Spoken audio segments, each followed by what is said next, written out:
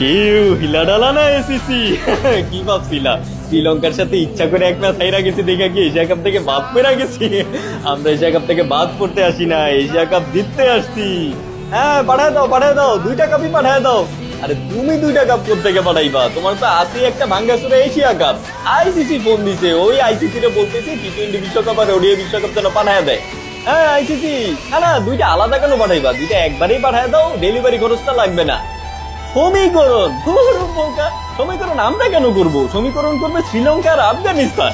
কখনো দেখছো কোনো টুর্নামেন্টের ফাইনালিস্ট দ্বিতীয় রাউন্ডে ওঠার জন্য সমীকরণ করতেছে?